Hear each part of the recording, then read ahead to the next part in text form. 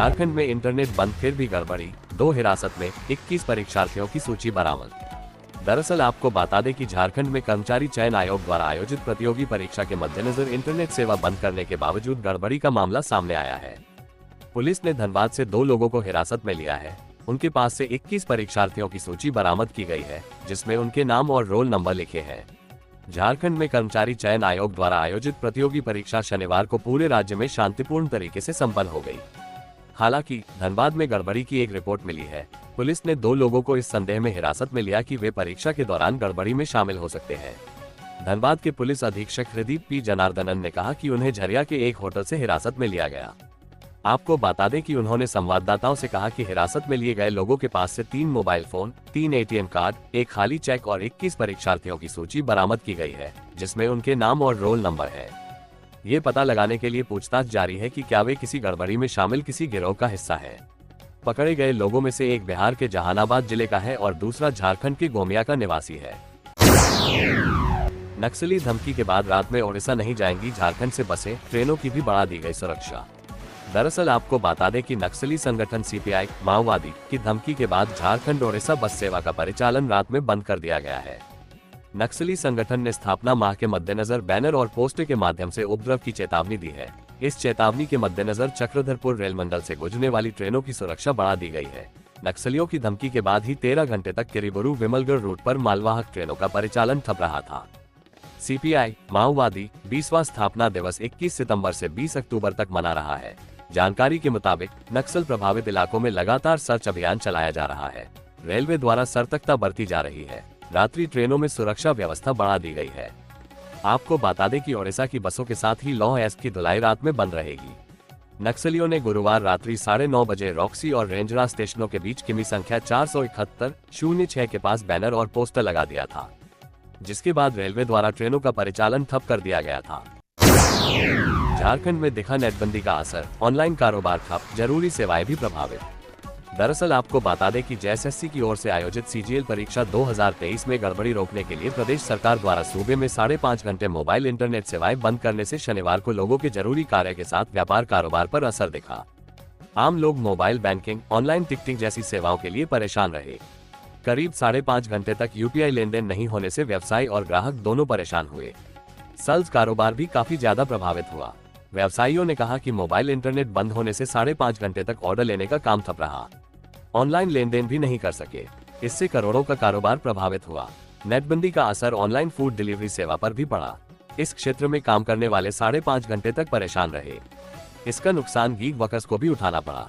Food delivery company के एक rider ने बताया कि अधिकांश ऑर्डर 9 से 1 बजे के बीच मिलते हैं, लेकिन नेटबंदी से शनिवार को सामान्य दिन की तुलना में आधे से भी कम ऑर्डर मिले। गौरतलब है कि सिर्फ रांची में 1200 से अधिक गीग वर्कर्स हैं। आपको बता दें कि प्रखंड और आसपास के इलाकों में लगभग 8 घंटे नेट बंद रहने से हजारों उपभोक्ता सहित आम लोग परेशान रहे। वहीं नेट सेवा बंद रहने से प्रखंड, अंचल, बैंक, इटकी यक्ष्मा आरोग्यशाला, प्रज्ञा केंद्र सहित सरकारी और गैर सरकारी संस्थानों में काम पूर्ण रूप से बाधित रहा। क्षेत्र में सुबह 6:30 बजे से नेट सेवा बंद कर दी गई थी। इस दौरान मोबाइल पर नेट नहीं चलने से उपभोक्ता परेशान होकर एक दूसरे से नेट नहीं चलने की जानकारी लेते नजर आए। प्रज्ञा केंद्र और बैंकों में लोगों काफी भीड़ लगी रही। लगभग 1:45 बजे दोपहर में विभाग द्वारा नेट सेवा बहाल की गई। इसके बाद लोगों ने राहत की सांस ली और अपने काम में जुट गए। झारखंड में 23 से 24 को चुनाव आयोग की होंगी 5 बैठकें, पहुंचेगी 12 लोगों की टीम। दरअसल आपको बता दें कि भारत निर्वाचन आयोग की टीम झारखंड दौरे पर 23 सितंबर की सुबह 9 बजे रांची पहुंचेगी। 2 दिवसीय दौरे के दौरान आयोग की टीम झारखंड विधानसभा चुनाव पर मंथन करेगी और 5 बैठकें करेगी। 23 सितंबर को जहां 4 बैठकें होंगी, वहीं 24 सितंबर को 1 बैठक होगी। मुख्य निर्वाचन आयुक्त राजीव कुमार के नेतृत्व में 2 निर्वाचन आयुक्त ज्ञानेश कुमार व doctor Sukhbir Singh Sandhu, 3 senior deputy election commissioner Dharmendra Sharma, deputy election commissioner Sanjay Kumar और उनके सपोर्ट के लिए 5 पदाधिकारी अशोक कुमार, पंकज श्रीवास्तव, अनुज चांदक समेत कुल 12 सदस्यीय टीम रांची पहुंचेगी। आपको बता दें कि मुख्य निर्वाचन आयुक्त राजीव कुमार के नेतृत्व में बैठक की शुरुआत 23 सितंबर को सुबह 11 बजे होटल रेडिशन ब्लू में राजनीतिक दलों के साथ होगी। दोपहर 1 बजे तक चलने वाली इस बैठक में 6 राष्ट्रीय पार्टियों आम आदमी party, Bahujan Samaj party, Bharatiya Janata party, communist party of India, मार्क्सवादी, इंडियन नेशनल कांग्रेस व नेशनल पीपुल्स पार्टी और 3 क्षेत्रीय पार्टियों आजसू पार्टी, झारखंड मुक्ति मोर्चा और राष्ट्रीय जनता दल के प्रतिनिधियों के साथ अलग अलग बैठक होगी। सभी पार्टियों को 12-12 मिनट का समय दिया गया है। राजनीतिक दल विधानसभा चुनाव के लिए अपने सुझाव देंगे। राजनीतिक दलों की बैठक के बाद इन्फोर्समेंट एजेंसी में शामिल 21 विभागों के पदाधिकारियों के साथ दोपहर 2 बजे से 3:30 बजे तक ये बैठक होगी। इसके बाद 3:30 बजे से शाम 5 बजे तक सीओ कैंप नोडल ऑफिसर की बैठक होगी। इसमें मुख्य निर्वाचन पदाधिकारी के Ravi Kumar, state police nodal officer AB Homkar, CRPF के IG साकेत कुमार सिंह और अपर मुख्य निर्वाचन पदाधिकारी नेहा अरोड़ा शामिल होंगी। शाम 5:30 बजे से 6:30 बजे तक राज्य के मुख्य सचिव एल ख्यांगपे और DGP अनुराग गुप्ता के साथ भारत निर्वाचन आयोग की टीम बैठक करेगी। केंद्रीय मंत्रिमंडल में बढ़ेगा झारखंड का प्रतिनिधित्व, कुर्मी समाज के चेहरे को जगह मिलना तय, शिवराज सिंह चौहान। दरअसल आपको बता दें कि झारखंड में भाजपा के विधानसभा चुनाव प्रभारी व केंद्रीय कृषि मंत्री शिवराज सिंह चौहान ने कहा है कि केंद्रीय मंत्रिमंडल में जब विस्तार होगा तब झारखंड से किसी कुर्मी समाज के चेहरे को जगह मिलना तय है। शिवराज ने रांची प्रवास के दौरान शनिवार को मीडिया से बातचीत में कहा कि राज्य से 2 मंत्री अभी मोदी कैबिनेट में हैं। तीसरा चेहरा कोई कुर्मी समाज का होगा। गौरतलब है कि NDA गठबंधन में वर्तमान में कुर्मी समाज से 2 सांसद हैं। विद्युत वरुण महतो जमशेदपुर से भाजपा, जबकि चंद्र प्रकाश चौधरी गिरिडीह से आजसू सांसद हैं। शिवराज सिंह चौहान ने कहा कि भाजपा प्रत्याशियों के चयन की प्रक्रिया शुरू कर चुकी है। अक्टूबर के पहले सप्ताह तक चुनाव समिति की बैठक हो जाएगी। इसके बाद प्रत्याशियों के नाम की घोषणा कर दी जाएगी। चौहान ने कहा कि भाजपा द्वारा सभी सीटों पर रायशुमारी की जा चुकी है। रायशुमारी में आए वोटों की गिनती भी हो चुकी है। रायशुमारी में कार्यकर्ताओं ने ही वोट दिया था। ऐसे में प्रत्याशियों के चयन में महत्वपूर्ण भूमिका रायशुमारी के परिणामों की होगी। आपको बता दें कि शिवराज ने कहा कि रायशुमारी के परिणाम के साथ साथ सामाजिक समीकरणों का भी पूरा ध्यान रख प्रत्याशियों का चयन किया जाएगा। चुनाव के लिए जल्द ही पूरी चुनाव प्रबंधन समिति व समन्वय समिति के ऐलान की बात भी चुनाव प्रभारी ने कही। चुनाव को लेकर भाजपा के घोषणा पत्र पर तेजी से काम हो रहा है। शिवराज ने कहा कि मध्य प्रदेश में लाडली बहना योजना, छत्तीसगढ़ में महतारी योजना, ओडिशा में सुभद्रा योजना का लाभ महिलाओं को वैज्ञानिक तरीके से दिया जा रहा है। झारखंड में भी भाजपा महिलाओं के लिए ऐसी ही वैज्ञानिक तरीकों से योजना बनाएगी। शिवराज ने कहा कि सरकार बनने के बाद घोषणा पत्र को कैलेंडर के अनुसार लागू किया जाएगा। सितंबर के अंत तक घोषणा पत्र जारी हो सकता है ताकि इसे लेकर जनता के बीच संदेश दिया। जेल में बंद आलमगीर करेंगे विधानसभा चुनाव प्रचार। विधानसभा चुनाव को लेकर कांग्रेस ने बनाई 3 कमेटी, 6 नेताओं को सभी में जगह। दरअसल आपको बता दें कि झारखंड में होने वाले विधानसभा चुनाव को देखते हुए अखिल भारतीय कांग्रेस ने 3 कमेटियों का गठन किया है। इसमें प्रदेश चुनाव समिति, प्रचार समिति और घोषणा पत्र समिति शामिल है। इसमें चौंकाने वाली बात यह है कि जेल में बंद पूर्व मंत्री आलमगीर आलम को प्रचार समिति का सदस्य बनाया गया है।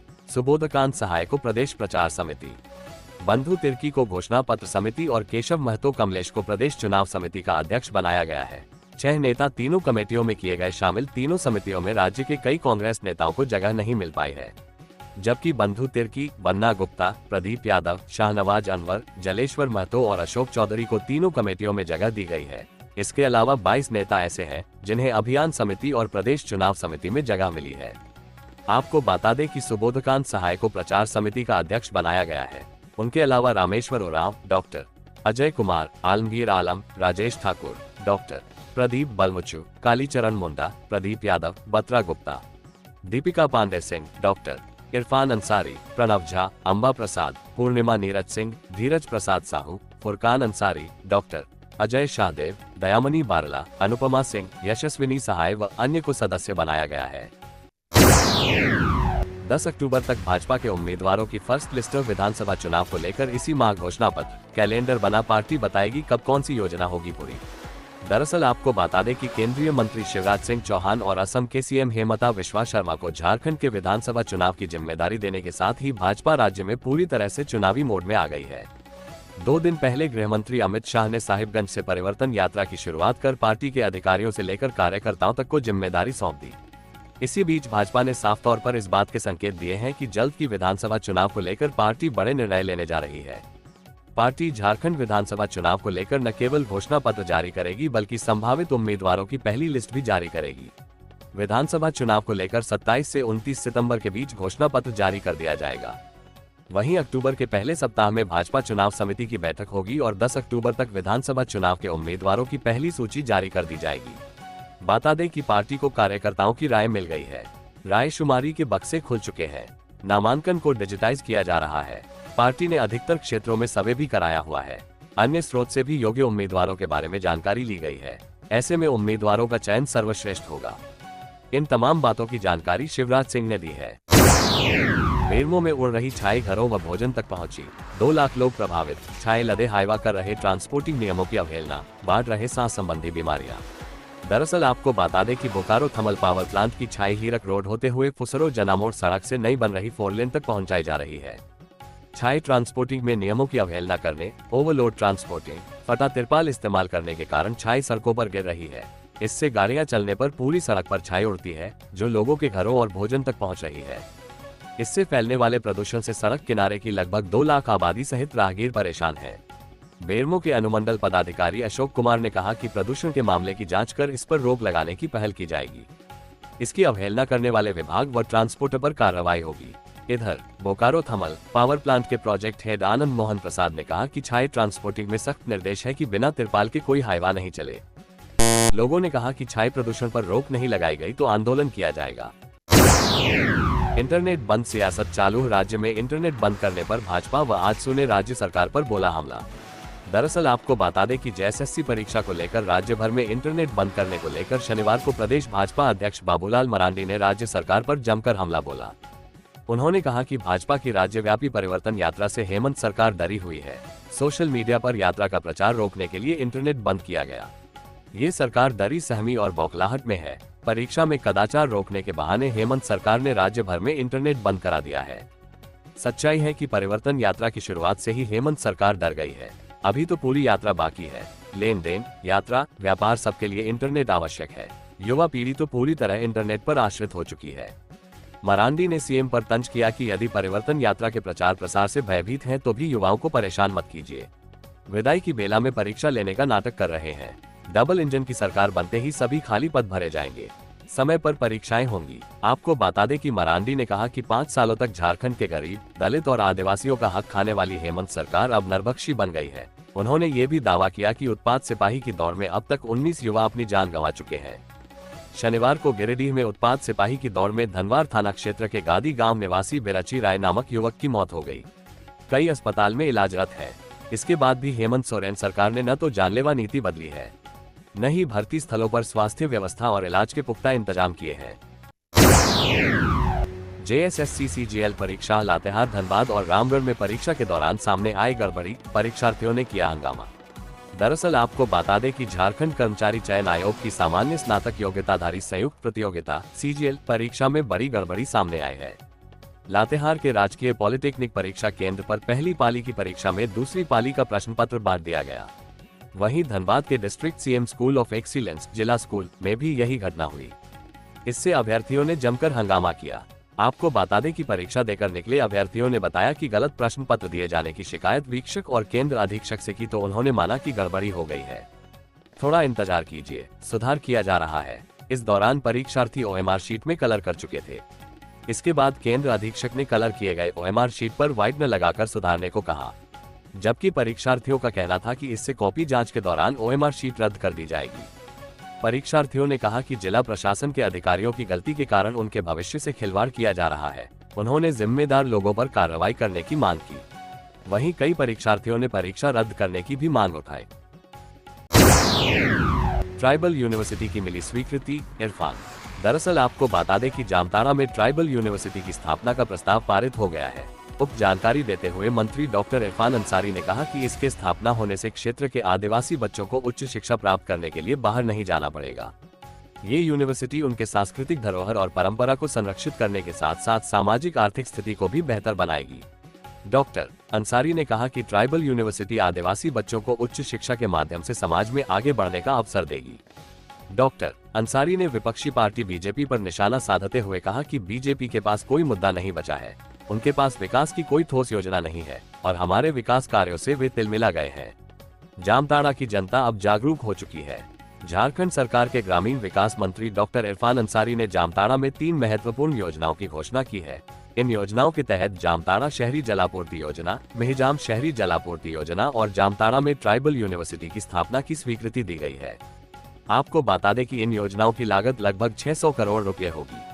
मंत्री ने बताया कि जामताड़ा जलापूर्ति योजना से क्षेत्र के लोगों को स्वच्छ पानी मिलेगा और वे स्वस्थ जीवन जी सकेंगे। मेहजाम जलापूर्ति योजना का प्रस्ताव भी पारित हो चुका है और जल्द ही इस पर कार्य शुरू होगा।